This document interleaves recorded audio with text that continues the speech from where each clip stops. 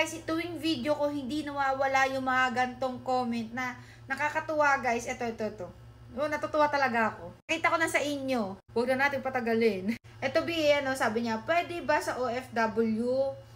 Pwede abroad sa yung agency mo, Lods? Madam, Saudi po ako. Turuan po kami. Lalayo na nararating pala ng mga video na ginagawa ko, Wala lang, kakatuwa lang kasi nagko-comment sila dito na kahit na nasa abroad sila and willing pa rin silang to do the extra job.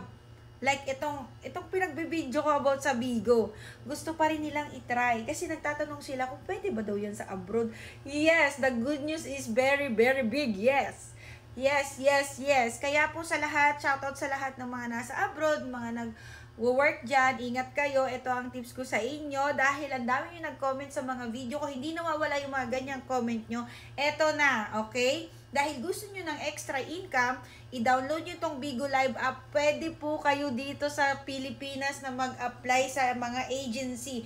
And Good Deeds Agency Manager po tayo. And welcome kayo dito. And thank you nga pala sa mga nag-follow, nagka-comment ng mga ganyang tanong.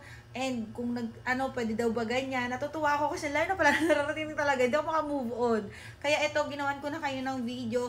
Basta i-make sure nyo lang na Pinoy kayo and meron kayo mapoprovide po na ID. Yung passport na ginamit nyo, yes, pwede po yan. Okay? Kung hawak nyo naman, kung hawak yan, kasi common na nag-abroad, hawak ng mga amo nila yung mga ganyan, yung mga passport nila. Huwag kayong mag-alala, basta kung may PhilHealth kayo, SSS, ganyan, pwede yan. Kasi kailangan po ninyo mag-provide na Pilipino talaga kayo, okay?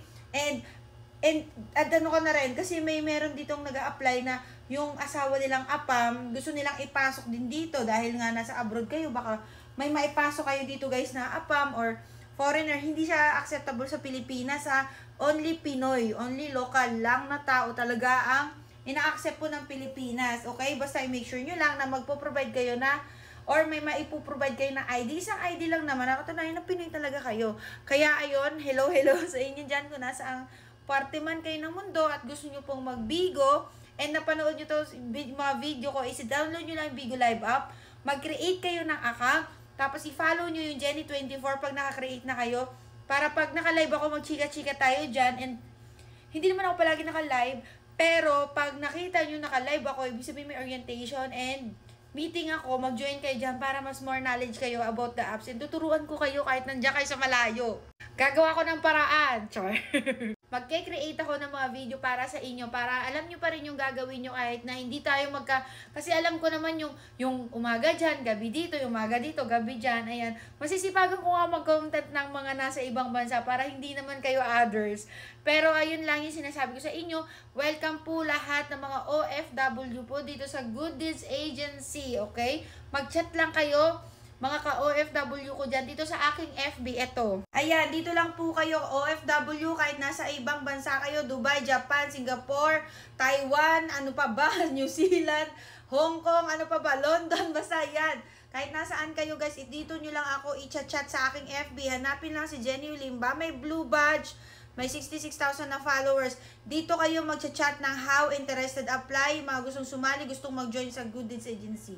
Huwag kayong mag-alala kasi may make sure ko sa inyo kapag naka-follow kayo sa Jenny24, pag nag-join kayo sa live ko, sisiguraduhin ko bago kayo umalis, bago matapos ako mag-live, sisiguraduhin ko matututo kayo kahit nasa ibang bansa kayo, ganun. Kaya sa mga kapwa ko OFW dyan, kung hindi nyo pa alam paano kumita sa Bigo Live, pumunta lang kayo sa aking live. Palagi ko yan sinasabi para tuturuan ko kayo ng malupetang iektaan dito. Ayun lang. Good luck and ingat sa inyo. I-chat nyo lang ako agad kung gusto nyo mag-apply ha. Ganun lang din po ang kailangan namin. Kahit mapalocal kayo or nasa Pilipinas na kayo, kailangan talaga ninyo mag-provide ng isang ID, naka-wifi kayo, and 18 years old pataas kayo, all gender, no experience or may experience, pasok kayo dito. Basta, desidido, porsigido, masipag, matyaga, ganun, pasok kayo dito. Ayun lang, bye-bye. Follow for more!